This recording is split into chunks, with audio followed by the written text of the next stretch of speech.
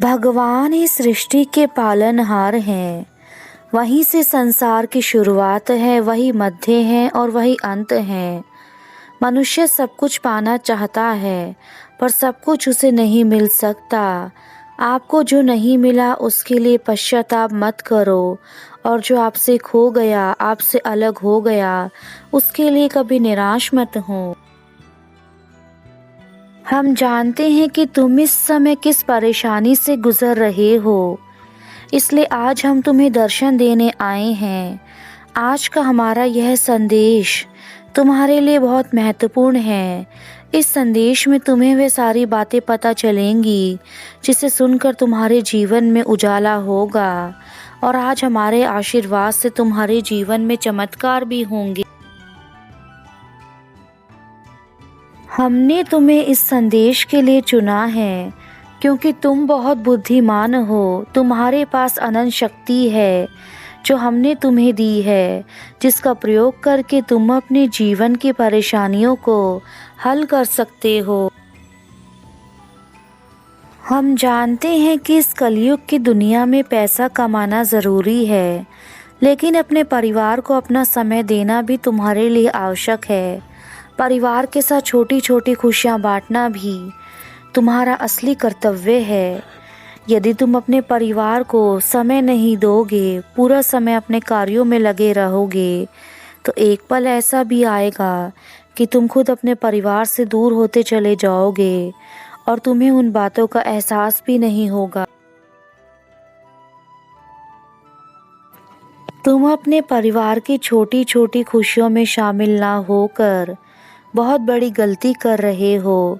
ऐसी खुशी आपको किसी भी शॉपिंग मॉल में या किसी भारी व्यक्ति के पास जाकर नहीं मिल सकती है। आपका परिवार आपका अपना है। इसे समय देना, इसे प्यार देना आपकी जिम्मेदारी है। यदि तुम इन बातों का संकल्प आज ही ले लोगे तो तुम्हारी आधी से ज़्यादा परेशानी खुद ही समाप्त हो जाएंगी। मेरे बच्चों, आज आपके दिल में जितनी भी बातें छुपी हैं, जो आज तक आप किसी से नहीं कह पाए हैं, वह सब आंखें बंद करके मुझसे कहो। आज तुम्हारी सभी परेशानियों का हल हो जाएगा। जीवन बड़ा ही विचित्र है। आप जिसके साथ ज़्यादा जुड़ना चाहते हैं, कभी कभी वह ही आपसे दूर होना चाहता है। इसलिए मेरे बच्चों, मोह माया के चक्कर में ना पड़ो,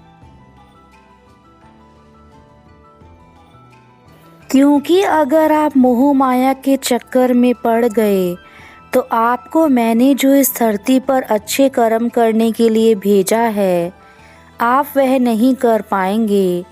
आप अपने दुखों में ही दुखी रहेंगे और अपना कीमती समय खराब कर देंगे। इसलिए मेरे बच्चों, मोह माया के चक्कर में आपको नहीं पड़ना है। आपका कर्तव्य है जीवन में आगे बढ़ना, सबकी भलाई करना। यह जीवन आपको बहुत मुश्किल से मिला है, इसलिए आप उसका भरपूर आनंद लीजिए। आपके पास जो आज है वही सब कुछ अच्छा है। अगर यह सोचेंगे तो आपका हर दिन अच्छे से गुजरेगा। मेरे बच्चों, मैं चाहता हूँ कि तुम अपने जीवन में दिन रात एक करके मेहनत करके अपने लक्ष्य तक पहुँचो। तुम्हें बिल्कुल बाज की तरह अपनी निगाह रखनी होगी। जैसे बाज बिल्कुल ऊंचाइयों पर जाकर अपने शिकार को देखता है और उसे ढूंढ लेता है, ऐसे ही तुम्हें भी शिखर तक पहुंचना है। ऊंचाइयों पर पहुंचकर ही तुम अपने जीवन के सही रंग को देख सकते हो। मैं जानता हूँ मेरे बच्चों कि तुम कभी कभी निराश हो जाते हो, लेकिन तुम्हें छोटी छोटी परेशानियों को देखकर निराश नहीं होना है, ना ही घबराना है, क्योंकि ऐसी परेशानियाँ तो बिन मौसम बरसात की तरह होती हैं, जो हमारे जीवन में अचानक से आ जाती हैं और चली जाती हैं। तुम्हें बस अपनी छोटी छोटी परेशानियों में ना घबराकर अपने लक्ष्य तक पहुंचना है। जैसे अर्जुन ने सिर्फ और सिर्फ मछली की आँख को देखा था और उसे भेद दिया था, ऐसे ही तुम्हें सिर्फ और सिर्फ अपने जीवन में अपने लक्ष्य को ही देखना है और अपने मन में यह संकल्प लेना है कि यह कार्य तो मुझे पूरा करना ही है। अगर आप ठान लेंगे तो आप अपने कार्य को ज़रूर पूरा करेंगे। आप कोई भी कार्य कल पर ना छोड़ें, क्योंकि कल पर छोड़ा गया कार्य कभी भी समय पर पूरा नहीं होता है। और ना ही जीवन में कभी भी आलस करें, क्योंकि आलस्य मनुष्य को सफलता नहीं दिलाता है। जो व्यक्ति प्रातःकाल जल्दी उठते हैं, मेरा नमन करते हैं, अपना कार्य समय पर करते हैं, उन्हें जीवन में हमेशा सफलता मिलती है। मेरे बच्चों, सूरज की तरह चमकना है तो सूरज की तरह जल्दी उठना सीखो। अगर आप सुबह जल्दी उठेंगे तो आपके सारे कार्य समय पर हो जाएंगे, जिससे आपको सभी कार्य करने में आसानी होगी। आपने जितने भी महापुरुषों के बारे में सुना होगा या शास्त्र में पढ़ा होगा, तो आप जान पाएंगे कि जो लोग ब्रह्म मुहूर्त में उठ जाते हैं वह अवश्य ही अपने जीवन में कुछ अलग करके दिखाते हैं। तो मैं भी चाहता हूँ कि आप सभी मेरे ज्ञान को अपने जीवन में उतारें। आप आज से ही प्रण लें कि ब्रह्म मुहूर्त में उठना ही है, अपने सारे कार्य समय पर करें, आलस्य को त्याग दें। आप जीवन में हमेशा शुद्ध और उत्तम विचारों के साथ बोलिए। जीवन में आप देखेंगे कि आपको इससे बहुत खुशियाँ मिलेंगी। आप भविष्य के बारे में सोचकर पूरा दिन चिंतित ना रहें। आपका भविष्य उज्जवल ही होगा।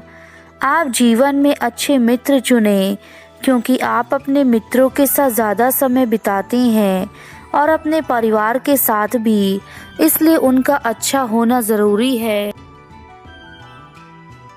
हमें ईश्वर का शुक्रिया अदा करना चाहिए कि उन्होंने हमें इतनी सुंदर काया देकर धरती पर भेजा है। हम इस जीवन में कैसे कर्म करते हैं, इसका फल भी हमें यही मिल जाता है। स्वर्ग और नरक में जाने की आवश्यकता नहीं होती है।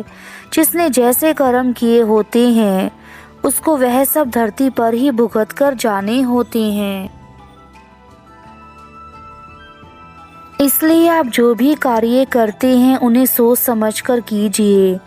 आप किसी के साथ कैसा व्यवहार करते हैं, किसी के साथ कैसे बातचीत करते हैं, यह सब आपके कर्मों के कोश में संगठित होता है। आप जीवन में अच्छी शिक्षा ग्रहण कीजिए ताकि आप अपना आज और आने वाला कल दोनों अच्छा बना सकें। मनुष्य अपने कर्मों से ही पहचाना जाता है। जैसे उसके कर्म होंगे वैसा ही वह अपने जीवन में सब कुछ पाएगा। कोई जाति पाति मनुष्य के व्यवहार को नहीं बदल सकती है। उसका व्यवहार बदला जा सकता है तो सिर्फ उसके अंदर की अंतरात्मा से किया गया बदलाव और उसका खुद का विश्वास। अगर उसका अपने ऊपर विश्वास है और वह अच्छी संगति में रहता है तो वह एक अच्छा प्राणी बनता है।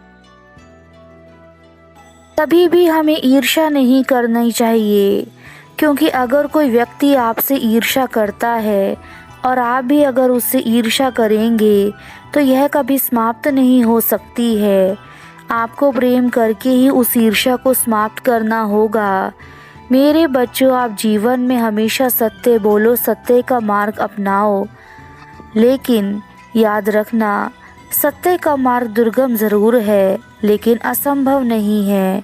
और इस दुनिया में सत्य शाश्वत है, इसका कभी भी अंत नहीं हो सकता है। आपको अपनी बुद्धि पर विश्वास होना चाहिए और जीवन में ज्ञानी लोगों से ही ज्ञान प्राप्त करना चाहिए। अज्ञानी लोगों से लिया गया ज्ञान कभी भी जीवन में सफल नहीं हो सकता है। मेरे बच्चे, यह जीवन काल चक्र की तरह है। तुम्हारे भाग्य में जितना लिखा है वह तुम्हें अवश्य मिलेगा।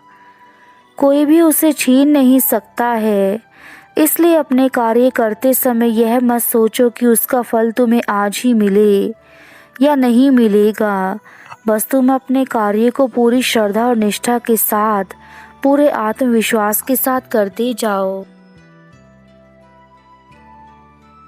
तुम्हारे मन के अंदर ना जाने कितने ऐसे सवाल हैं जो सदा ही तुम्हें परेशान करते रहते हैं, लेकिन उनका समाधान तुम्हें आज तक नहीं मिला है। और अब वह पल आ चुका है कि तुम्हें तुम्हारे जीवन में उन सभी चीज़ों का समाधान मिले जिसके लिए तुम जीवन भर तरसते आए हो। मेरे बच्चे, अपने जीवन में सिर्फ वक्त के भरोसे मत बैठो। किस्मत वालों के हाथ खाली रह सकते हैं, मगर मेहनत करने वालों के कभी खाली नहीं रहते। यदि तुम किस्मत के भरोसे ही बैठे रहोगे तो तुम अपने जीवन में ही बैठे रह जाओगे, क्योंकि जो व्यक्ति किस्मत को ही सब कुछ मान लेता है वह मेहनत करना छोड़ देता है। परंतु यदि तुम मेहनत को ही अपने जीवन का आधार मान लोगे तो तुम्हारी बुरी किस्मत भी अच्छी किस्मत में परिवर्तित हो जाएगी। मेरे बच्चे, यदि जीवन में तुम्हें बार बार अपनों से ही तिरस्कार और अपमान मिल रहा है तो ऐसी परिस्थिति में तुम्हें उस तिरस्कार और अपमान का जवाब ऐसे लोगों का त्याग करके देना चाहिए और वहाँ से अपने आप को निकालना ही उचित है।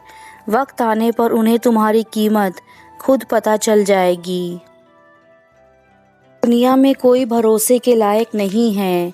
किसी को अपने राज बताओगे तो एक ना एक दिन तुम्हें उनकी बातों को लेकर ताना सुनना पड़ेगा। इसलिए अपने जीवन में खुद से ज़्यादा कभी किसी पर विश्वास मत करना। मेरे बच्चे, अपने राज को अपने तक ही सीमित रखो, इसी में तुम्हारी भलाई है।